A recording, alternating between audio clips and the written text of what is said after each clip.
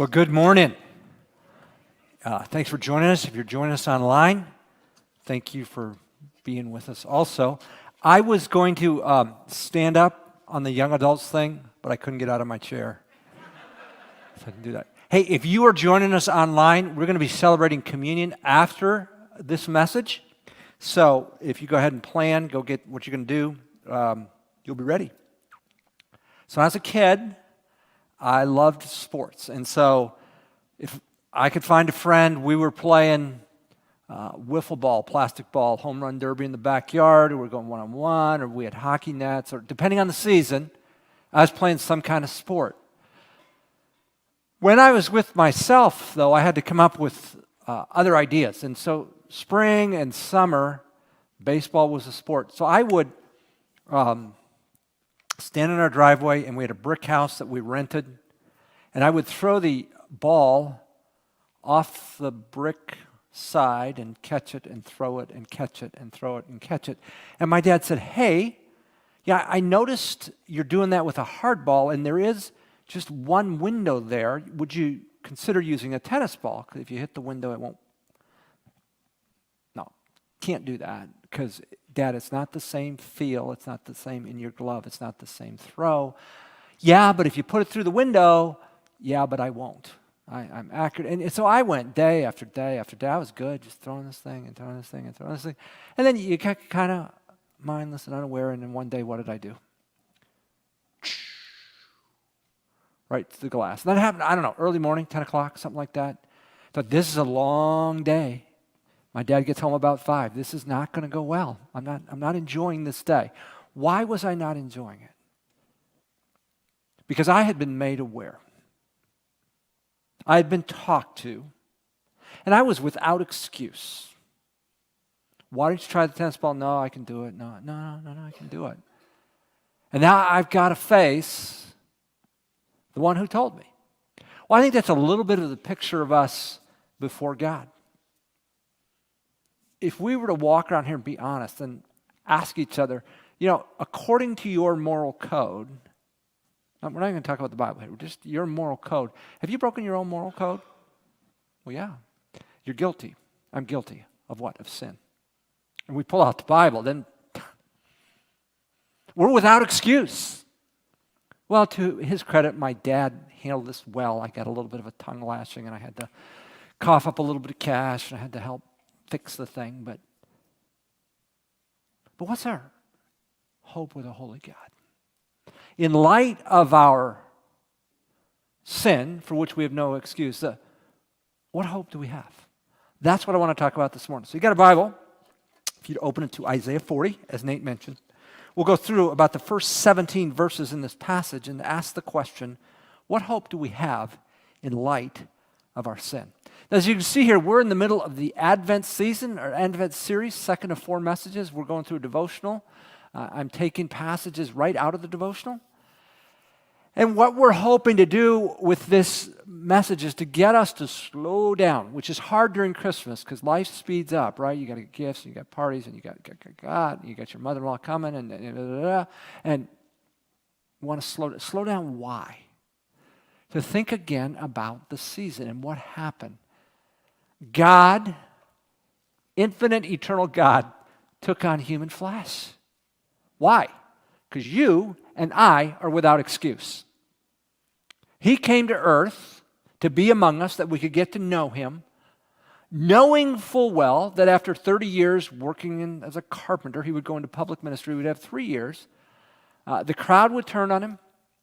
He would be unjustly accused, convicted, terms and quotes, in a mockery of a trial, and in the process whipped, beaten, spit upon, and eventually executed as a common criminal in the most heinous form that humanity has known of execution, that of a crucifixion. I hope we don't let that slip by us this season, in the business of the season. So we want to think again about this hope we have. And this theme of God's people having hope in light of their sin is not new, and it's picked up in the book of Isaiah. Isaiah was a prophet, Old Testament prophet, wrote probably 700 years or so before Jesus came. and it is a book with his writings, his sayings in the Old Testament, appropriately named Isaiah. And here's the backstory. Isaiah ministered when the kingdom of God was united. And at the beginning of his ministry, Assyria was the world power, and they were on the move. And the king Ahaz, by this time Israel divided north and south of the kingdom, but the northern king Ahaz, well, he was in conversation with Assyria, and Isaiah came and said, look, don't do that. Don't put your trust in a foreign king. In fact, God has sent me and said, I will give you any sign you want to show that I'm with you. And Ahaz said, no, I'm not, I don't want to put God to the test. So he said, but what happened is Ahaz had worked out a treaty with Assyria. Well, guess what? Assyria broke that treaty. They came in and they consumed the northern kingdom, and it would never return as it was. And in fact, they came right up to the walls of Jerusalem when God worked supernaturally to throw the army into confusion and spared the southern kingdom, which included Jerusalem, the tribe of Judah. Well, as things go, there was a new world power on the stage after Assyria. They were replaced by Babylon. And Hezekiah was the king, and he didn't learn from Ahaz's mistake. He tried to buddy up, if you'll let me use that word, with Babylon. And in Isaiah 39, he brought them in and showed them everything he has, just to what I could have to offer you. And at that point, Isaiah, called by God, goes to King Hezekiah. And here's what he says in chapter 39, starting in verse 5. Then Isaiah said to Hezekiah, hear the word of the Lord of hosts. Behold, the days are coming. So it's future. We're probably talking, Isaiah's looking 100 years or so-ish into the future. The days are coming when all that is in your house and all that your fathers have laid up in store to this day will be carried to Babylon. He's predicting 100 years before it happened, the invasion of Babylon. Nothing will be left, says the Lord. Verse 7. And some of your sons who will issue from you, whom you will beget, will be taken away, and they will become officials in the palace of the king of Babylon. You're going to live as refugees in Babylon, which is now modern-day Iraq. That's bad news. But this happened. You should have known better than to be dinking with a foreign power and not trusting in God. And as a result, the nation is going to suffer. You have led this people in this way. Though Hezekiah was considered a godly king, he didn't get this part right. Well, Hezekiah dies, and he's replaced by his son Manasseh, who is a wicked king. So by the time Isaiah writes chapter 40, he no longer has the ear of the king. He's speaking privately to the people, to a small group of people who are still following God. Here's what he says in chapter 40, verse 1. Big change. Remember, we've talked about a coming invasion. But now he says, comfort. Oh, comfort my people, says your God. Comfort. Why would you comfort? Well, verse 2, here's why. Speak kindly to Jerusalem and call out to her that her warfare has ended, that her iniquity has been removed, that she has received of the Lord's hands double for all her sins. These two verses, in my opinion, point out the very perfect nature and character of God. He is holy and He is righteous and He will judge sin. And if we're honest, we want to know that there's ultimate justice. Imagine we live in a county or a city in which criminals, though they are apprehended by the police and they are convicted in court, the judge says, yeah, I don't have the heart to sentence you. Boy, that's not too much of a deterrent. We're going to have chaos. We need to know that justice is at hand. So in one sense, God is just. He will judge everything. We will all give an account. On the other hand, He is long-suffering. He is patient. He is gracious, and He is merciful. And His character comes completely together in Him. And it's ultimately expressed in Jesus, this work of God. So, the hope we have, I want to suggest, is most manifest in Jesus. So in one sense, we have God promising to do a great work in ultimately releasing His people from captivity in Babylon, but it foreshadows an even greater work. That's the sending of His Son. Well, let's continue with this, what's going on 700 years before the time of Christ in verse 3. A voice is calling, clear the way for the Lord in the wilderness. Now look, when a king or a dignitary came to visit and you knew they were coming, you cleared the path. If there were rocks, you removed the rock. If there was a curve, you straightened the path. If there was a pothole, you fixed it. So metaphorically, we're talking like, let's get ready. Make smooth in the desert a highway for our God. And let every valley be lifted up. Here's the path. And every mountain and hill be made low. And let the rough ground become a plain and the rugged terrain a broad valley. Then the glory of the Lord will be revealed and all flesh will see it together. For the mouth of the Lord has spoken. So here's the rest of the book of Isaiah. We're not going to go through it today. God says, here's what's going to happen. You're going to go into captivity. And in fact, it happened in 586 BC. It's going to last 70 years. Then I'm going to raise up a new king, a new world power, Persia. And they're going to have a king, and his name's Cyrus. Now remember, God is calling this shot 150, 200 years before it happens.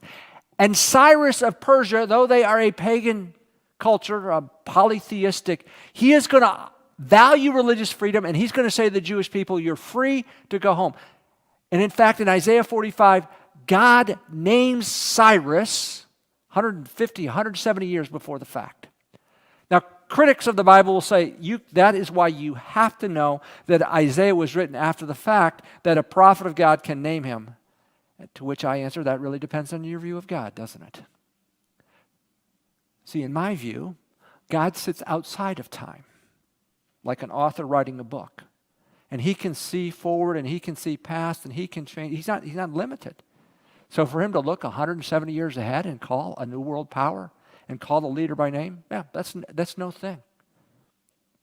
So let me put it in context. Does anybody want to take a guess at who will be our president in the year 2040? 2060? God's got that. I mean, we don't even know the names. We don't even know who's going to be in play. This is the God we serve. And he said, I'm going to do a mighty work that will eventually free you. Are there consequences? Yeah. But will you find ultimate freedom? Yes. Why? Because I'm above it. Well, 700 years after Isaiah wrote, Jesus came on the scene. We're celebrating his birth. He was God who became a man, born for 30 years, worked as a carpenter, and then went into public ministry. Before Jesus went into public ministry, before Jesus' time, Israel had not heard from a prophet for 400 years. There were 400 years of silence. They hadn't heard from God. So God thought it'd be good to get the people ready. So he sent a guy named John the Baptist. And John the Baptist basically told the people, hey, get ready, God's going to do a work. And so John is this wild guy preaching in the desert, living on locusts and honey. If you want to lose weight, that's a great way to go. Wearing all kinds of different clothes, and the people are going out to him. So somebody says, who are you? What's your deal? And John the Baptist quotes Isaiah 40, verse 3. And the gospel writers use that, Matthew and Mark use that. He's a voice calling the wilderness, this. And so it's prophetic. John the Baptist saying, yeah, there was a great work in the time of Isaiah, but there's an even greater work. God is going to do something among us. Well, as we go back to Israel's situation at the time Isaiah was ministering, he's offering comfort, oh, comfort my people. But the people might say, yeah, but we're going to go into captivity to Babylon, and Babylon's this mighty force and this mighty power. What about them? Well, verse 6, God anticipates that, I think, and here's what he says. A voice says, call out. And the answer, what shall I call out? Here's the word, okay? All flesh is grass, and all its loveliness is like the flower of the field. The grass withers, the flower fades when the breath of the Lord blows upon it. Surely the people are grass, people like the Babylonians. The grass, like Babylon or any other world power, that withers. And the flower, the beauty, the military might, well, that fades. Well, what lasts? The word of our God stands forever. So you're getting uptight about this and that and what's going on? you're getting uptight about Babylon. Look, that'll come and it'll go. It'll come and it'll go. I think that matters because some of us, well, we're living the consequences of our choices. And we would admit, Andy, I did some stuff and now I'm, and what about? And maybe what you've got going on, the health issue, whatever you got, it's nothing. It's just life and its fallenness, and you're dealing with that, or you got a broken relationship. God says, I'm sovereign over that. That will come and that will go. But my word will last forever.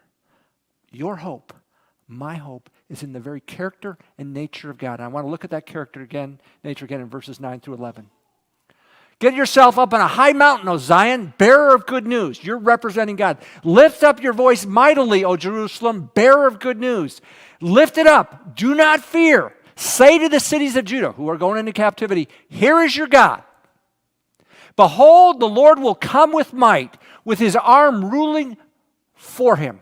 Behold, his reward is with them, and his recompense before him. God is awesome, but he is also, besides being powerful, he's also like a shepherd. He will tend his flock.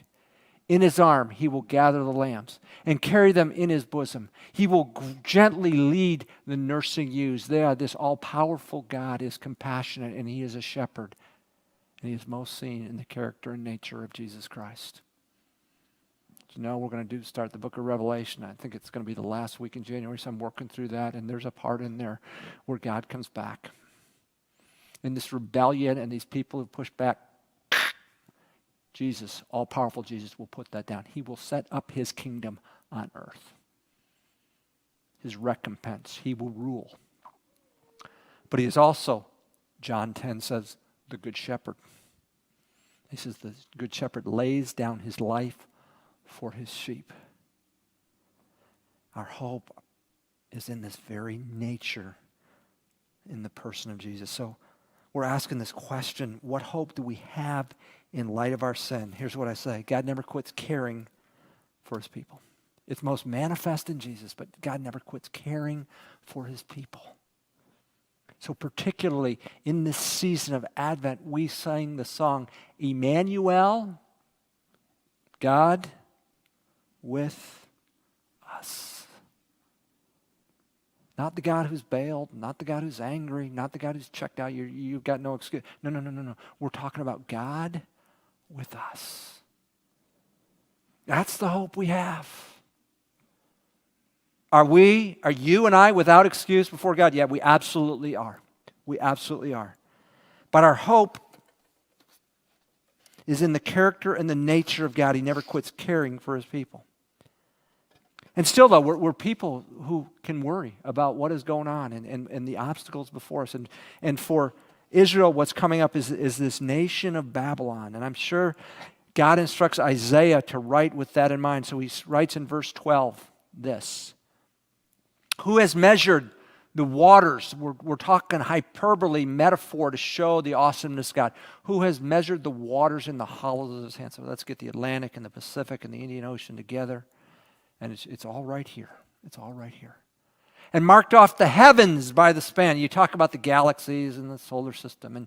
And God kind of measures those, kind of gets a slide rule out, gets his ruler out. And they're just a tiny measurement for him.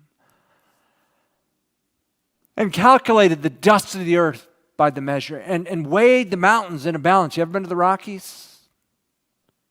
Summer 84, I went up to Colorado from the state of Texas for the first time in Colorado. Remember, Texas is as flat as this stage, and we're out in Fort Collins, and we spent some time out in Breckenridge, and I get to experience the rock. Man, they were awesome.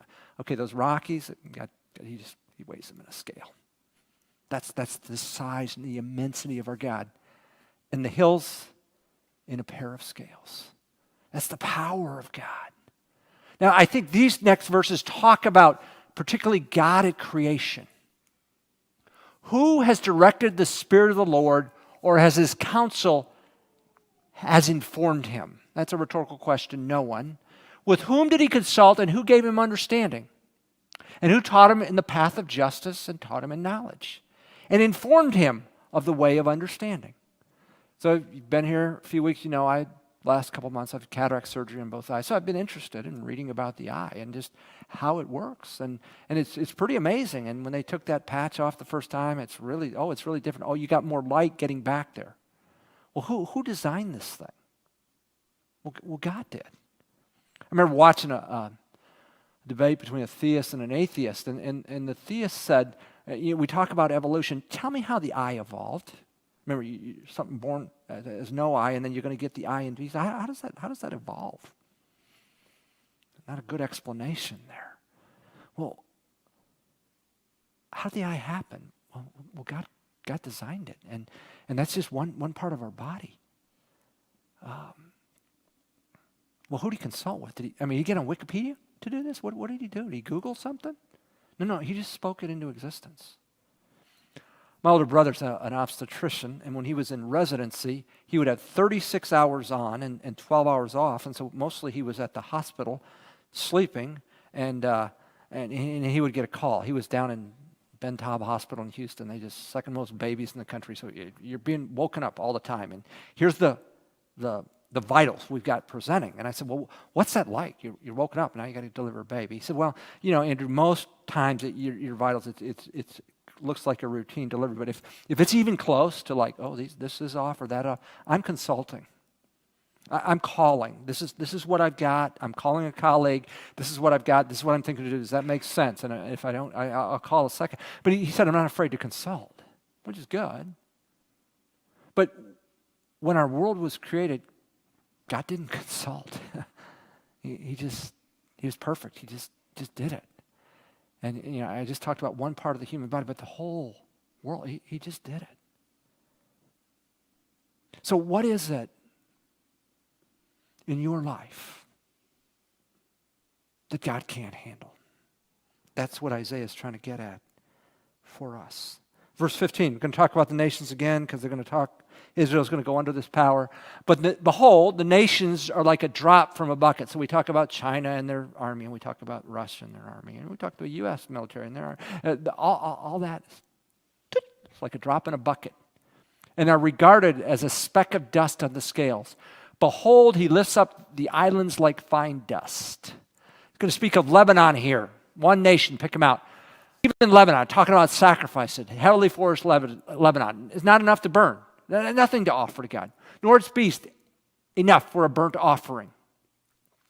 Verse 17, all the nations are as nothing before him. They were regarded by him as less than nothing and meaningless. So Israel, your concern about Babylon is unfounded because the nations are as nothing before him. God is trying to bring this nation back to him. Stop looking to idols. Idols is any place we look for ultimate life.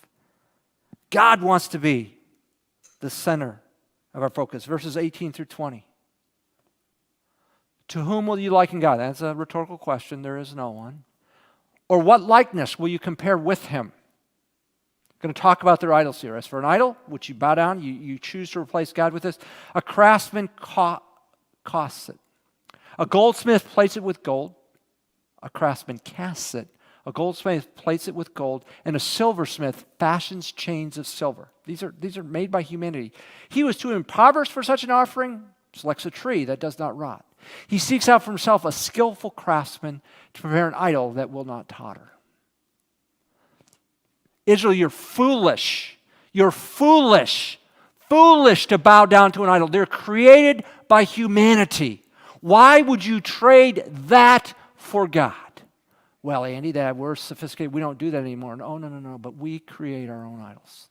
And I would say at Christmas, we create uniquely Christmas idols. And at the bottom of these idols, in my estimation, is this need for human approval. So what are you talking about? Well, I got to buy you a gift and I want to impress, so I want to make sure I get the right gift, right? And I'm coming to your party, and there's 2 or 3 parties, but I want to show it yours because I want you to like me, yours, maybe not. And then I'm serving Christmas dinner, and you know who's coming. You know what's the bottom of all of that? The need for human approval. In if I get the right gift, if I serve the right food, if I go to the right party, if I wear the right outfit, if I blah, blah, blah, blah, blah, blah, blah, blah, blah, then maybe you'll think more highly of me. And boy, won't I feel good about myself for a moment. But then I've got to keep working to get your approval. And do you see, I'm not free. I'm enslaved. I can't enjoy Christmas because I'm worried about the right gift, the right thing, right. And just as we say, you're foolish to bow down to those idols created and crafted by humanity, you and I are foolish to bow down to our more sophisticated, term intentionally in quotes, idols of things like human approval. If I need your approval, I can't enjoy you because I need you. And boy, if you don't show up, then the principle holds. God has called us to Him that we could be free, that we could enjoy. And like Israel, we fail. Like Israel, we make covenants, just like they did with Assyria, just like they did with Babylon. We put our trust, we misplace it. And yeah, there are consequences to that. But is there hope for our sin? Yeah, there always is. Because God is, though He's righteous and He's holy, He's also long-suffering patience. His character is perfect. Our hope is in Him. Shortly after we got married, I took summer Greek, and then that fall, I started as a full-time student at Denver Seminary, and I had a dear friend who saw a need in our life, and we didn't know we had it yet.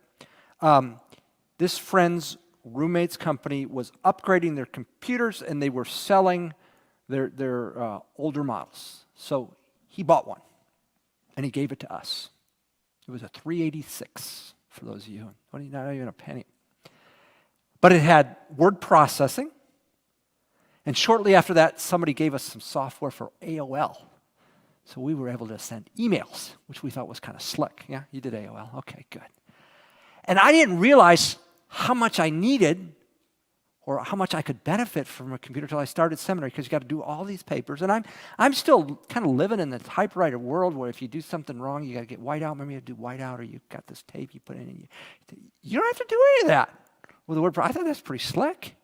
It's great. I make a mistake, I just backspace and I can save, and it's just, and then you have footnotes. It footnotes for you. It puts you right down there. It's got software to do that. It's 2 thumbs up. Well, we get about 6 weeks into the semester, and we're cruising along, and we're liking our email. But you know, the computer seems to be running a little slow, and I say, Hope, do you notice it's kind of running slow? Yeah, Andy, I think it is. I'll take a look at it. You think you're okay to look at it? Yeah. And so she starts. She does this, she deletes that, and she does this, and okay, let's see how it works. And we turn it on. You know what all we got? We got a little light that goes beep, beep, beep, beep. We can't get anything to load. We can't do, and remember, we are novices. We don't know jack about computers, except they are good for word processing, and you can do email. That's all we know. And now it won't work. And I've got papers due, and I really need this computer. Well, she was working with a campus ministry called Campus Crusade, it's now known as Cru. And one of the campuses she was at the Colorado School of Mines. And the Colorado School of Mines, they're all brainiacs there, and it's a tech school. So she asked around, here's what we did, and we got some nice sophomore young man who says, yeah, I think I can fix it. We don't have. Great. Will you come down? Yeah, I'll come down. So we had 2 bedrooms, and he just went in what was the office, the second bedroom, and we said, boy, if you need anything, you tell us. He said, I will, and he never talked to us once, and he did whatever he does for 2 hours, and voila, our computer worked. And it was kind of like, what can we pay you?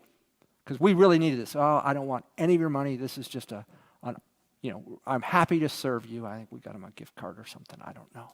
But I cannot tell you how much we were totally dependent on this young man. I really need that computer to work for me to go on in seminary. And I really don't have a solution on my own. This young man did. That's just a picture of where we are. We have messed up. We really need a relationship with Jesus to experience fullness of life, to escape the slavery that comes from the idolatry that we so easily fall into. God has made himself and made that available in Jesus. Jesus is the ultimate show that God indeed never quits caring for his people. So again, I ask and I answer, what hope do we have in light of our sin? Here it is, the character of God. He never quits caring for his people.